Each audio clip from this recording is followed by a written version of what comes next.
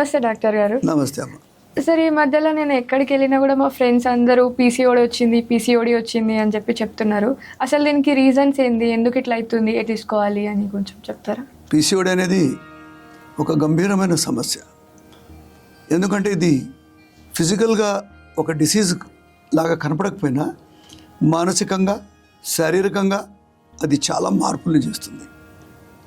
ఒక పీసీఓడి ఉన్నటువంటి అమ్మాయి యొక్క పిక్చర్ని మనం గుర్తు చేస్తున్నాం. ఆ అమ్మాయి ఎక్కువ బరువుని కలిగి ఉంటుంది. ఆమె ఎక్సర్సైజ్ చేస్తుంది, డైటింగ్ చేస్తుంది, కానీ బరువు పెరుగుతూనే ఉంటుంది. తర్వాత ఆమె కండలు దృఢంగా ఉంటాయి. యాక్చువల్లీ పీసీఓడి ఉన్న అమ్మాయిలు స్ట్రాంగ్గా ఉంటారు. అంటే ఒక మగవారి లక్షణాలు రావచ్చు, మంచి మసిల్స్ తయారు కావచ్చు, హెవీ బోన్స్ రావచ్చు. అంటే అమ్మాయిల్ని బట్టి తేడా ఉండొచ్చు, బట్ జనరల్గా. తర్వాత వాళ్ళ పీరియడ్స్ 28 నుంచి 30 రోజులకు రావాల్సింది జనరల్గా. కొన్ని నెలల వరకు కూడా పీరియడ్స్ రావు. అంటే పీరియడ్స్ని ప్రొడ్యూస్ చేయడానికి కావాల్సిన హార్మోన్స్ తగ్గిపోయినాయి. అబ్బాయిల్లో ఉండేటువంటి సెక్స్ హార్మోన్ ఏది? టెస్టోస్టెరాన్. అందరు పురుషుల్లో ఉండేది. అమ్మాయిల్లో ఉండేది ఈస్ట్రోజన్. ఈ ప్రోగెస్టరాన్ వేరే హార్మోన్స్ మన ప్రెగ్నెన్సీ టైంలో వాటి టైంలో కూడా ఉంటాయి. కానీ అమ్మాయిల్లో కూడా టెస్టోస్టెరాన్ కూడా ఉంటుంది, చాలా తక్కువ మోతాదులో ఉంటుంది. అబ్బాయిలో ఈస్ట్రోజన్ చాలా తక్కువ మోతాదు, అంటే రెండూ ఉంటాయి, కానీ ఎక్కువ మోతాదులో ఉండే హార్మోనే వాళ్ళ శరీరం యొక్క అవయవాల్ని, ఫంక్షన్స్ని సరిగా చూసుకుంటుంది.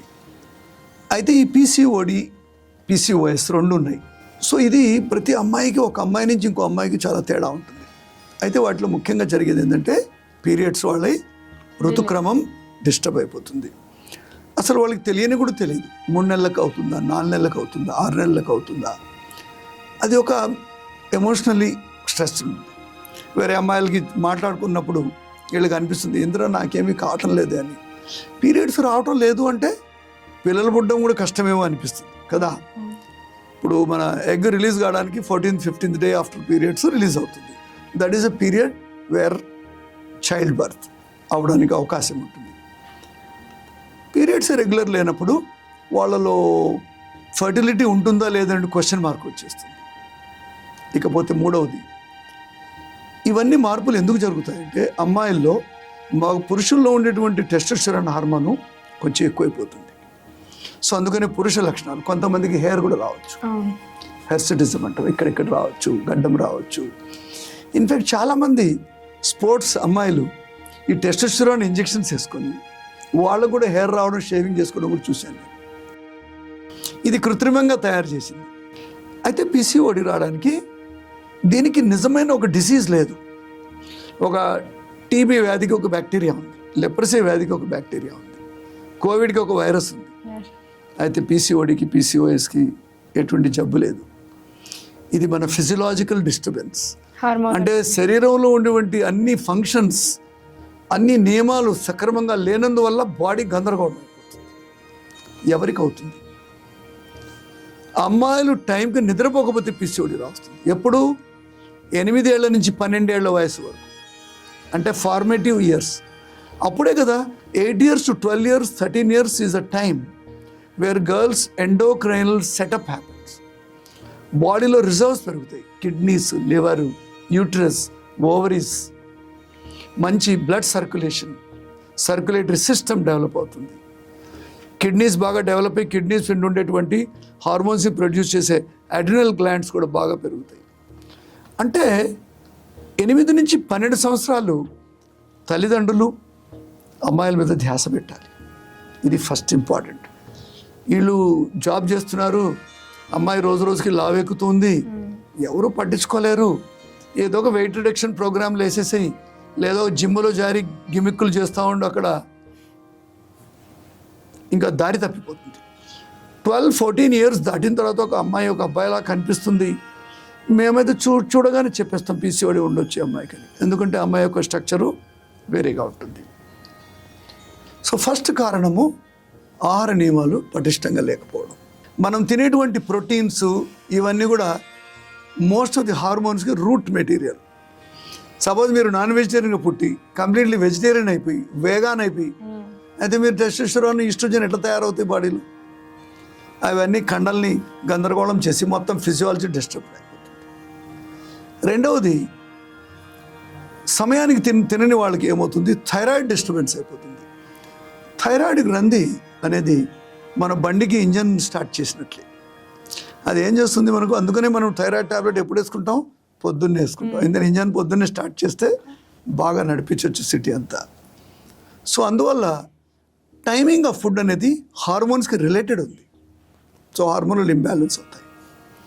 ఇక మూడవది, ఈ 8 నుంచి 12 ఏళ్ల వయసులో బాడీ, మీరు అమ్మాయి కదా మీకే తెలుసు, చాలా గందరగోళం అవుతుంది, ఎమోషనల్గా డిస్టర్బ్ అవుతుంది. ఎందుకంటే అమ్మాయి మెచ్యూర్ అవుతుంది, ఫ్రెండ్షిప్ చేయాలనిపిస్తుంది, పేరెంట్స్కి ఎదురు తిరగాలనిపిస్తుంది, స్వతహాగా ఆలోచించాలనిపిస్తుంది, తన కెరియర్ని డిసైడ్ చేసుకోవాలనిపిస్తుంది.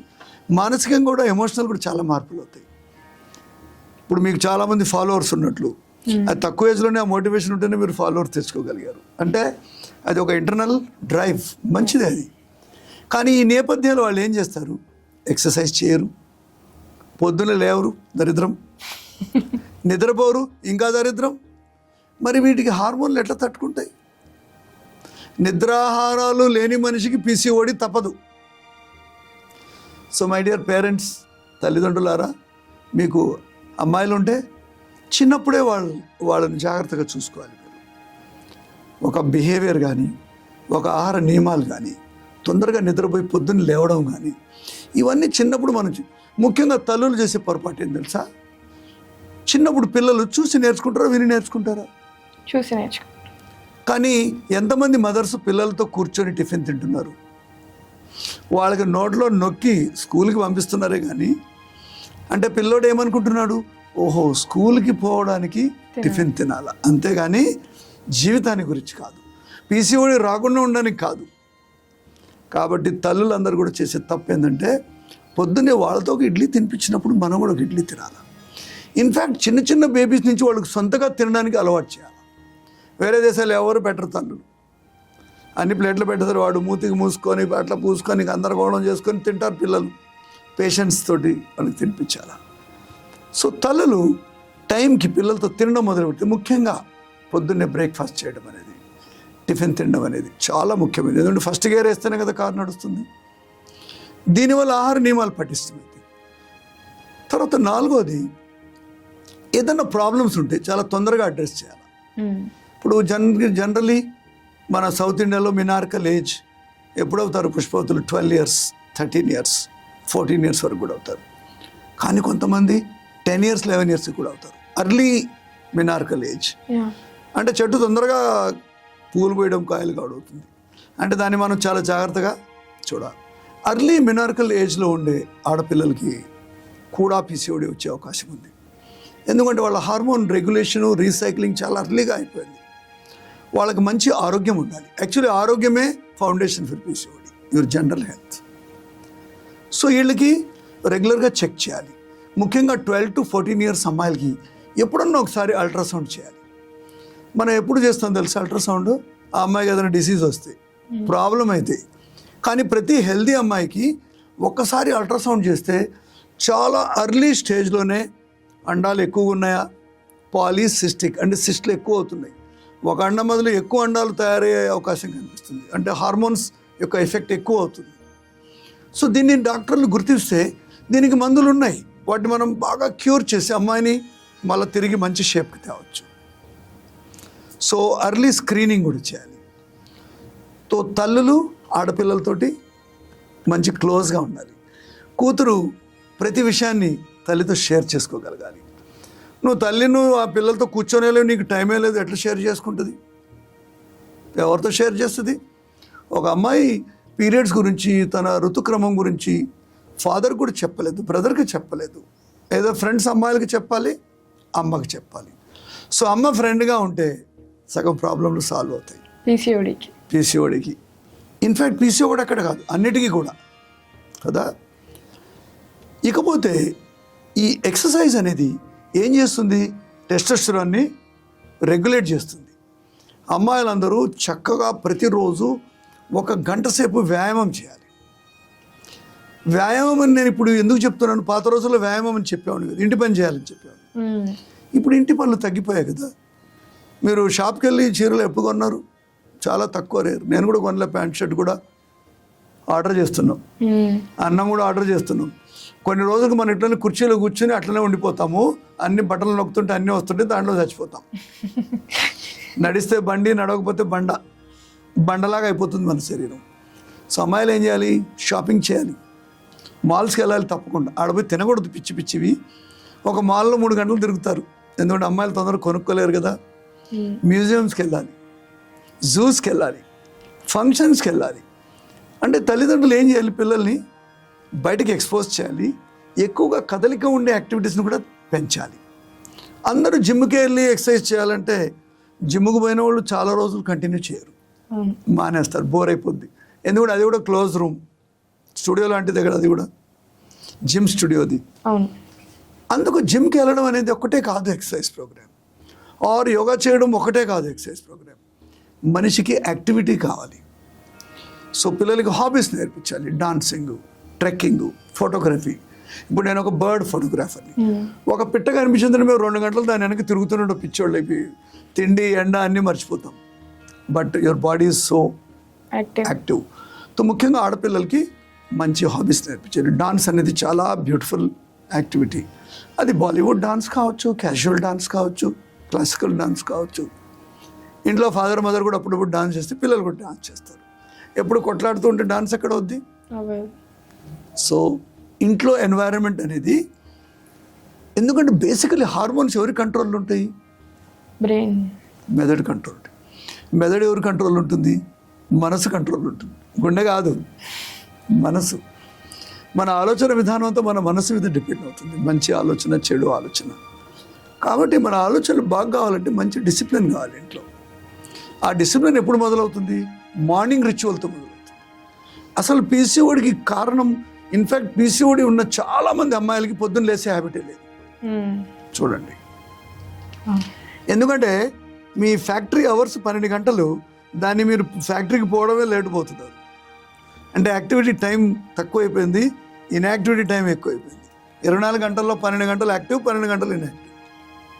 నువ్వు 10 గంటలకు తిని 10 గంటలకు పని చేసి తొందరగా చేసి నిద్రపోవాల్సిన సమయంలో ఇంజన్ని ఆన్ చేసేసి, అంటే ఒక భయంకరమైన బాడీని బాగా మనం చట్నీ చేసేస్తున్నాం. బాడీ దగ్గర ఏమున్నాయి? కెమికల్సే ఉన్నాయి, ఇంకేమీ లేదు. Body runs by only chemistry, hormones, enzymes, neuro transmitters, తర్వాత న్యూరో మస్కులర్ ట్రాన్స్మిటర్స్, మొత్తం కెమిస్ట్రీతో నడుస్తుంది. సో జీవన శైలి సరిగా లేని వాళ్ళ కెమిస్ట్రీ డిస్టర్బ్ అయిపోతుంది. కెమిస్ట్రీ చెడిపోతే ఫిజిక్స్ కూడా చెడిపోతుంది కదా, లావెక్కిపోతారు. అయితే పీసీఓడి ఉందని ఇవన్నీ మాటలు విని అమ్మాయిలు భయపడాల్సిన అవసరం లేదు. రావచ్చు ఎవరికైనా కూడా మోడర్న్ లైఫ్ స్టైల్లో.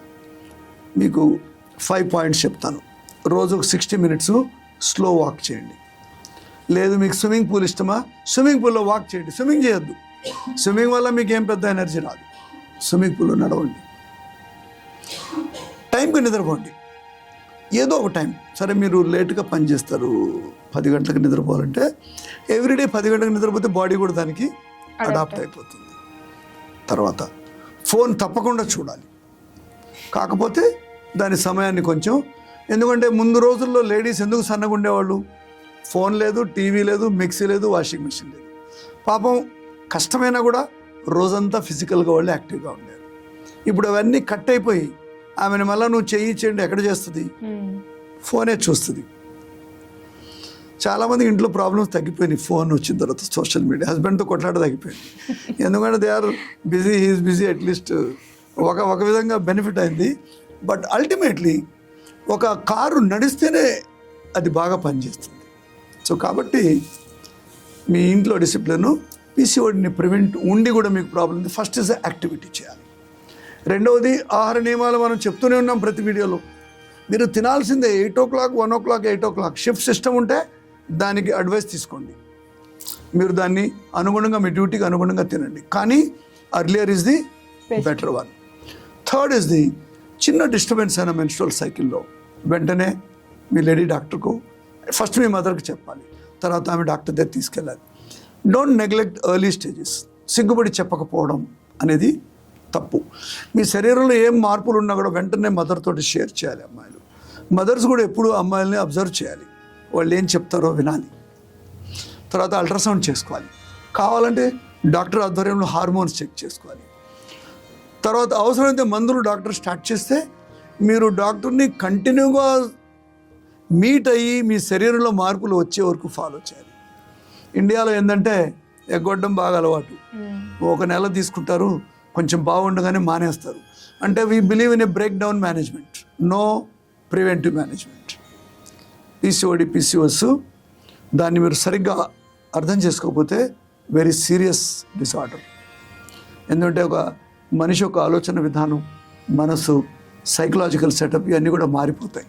ఎందుకంటే ఒక నార్మల్ అమ్మాయికి ఉండాల్సిన లక్షణాలు ఈ అమ్మాయిలు తక్కువ ఉన్నాయి. కాబట్టి పేరెంట్స్ జాగ్రత్త తీసుకోవాలి. అయితే లాస్ట్ టైం ఒకరు క్వశ్చన్ అడిగారు, పీసీఓడి ఉంటే పిల్లలు పుట్టరా అని. తప్పకుండా పుడతారు.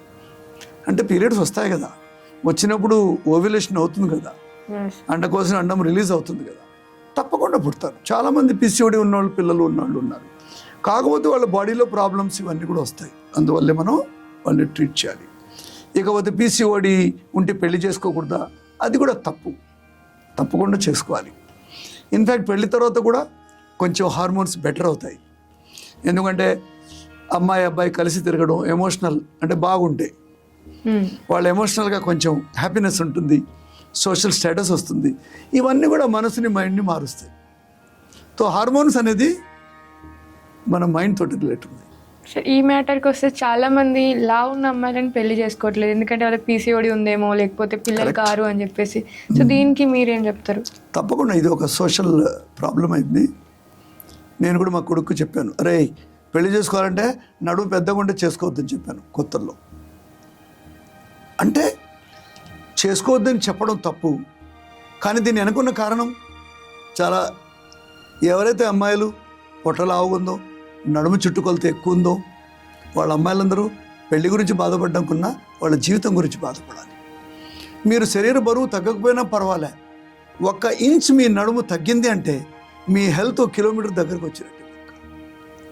అందుకని ఇంగ్లీష్లో సేయింగ్ ఉంది, హిందీలో కూడా సేయింగ్ ఉంది, పత్లీ కమర్ లంబీ ఉమర్.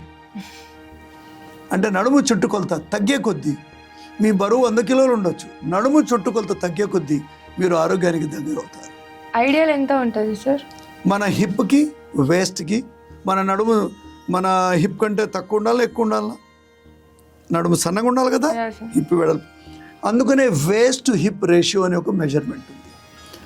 నార్మల్గా మన బొడ్డు కంటే, మన బెల్లీ బటన్ కంటే 1 ఇంచ్ పైన మనం నడుము చుట్టుకొలత తీసుకొని మన హిప్లో వైడెస్ట్ పార్ట్ హిప్ చూస్తే వాటి యొక్క రేషియో అమ్మాయిల్లో 0.85 కంటే తక్కువ ఉండాలి.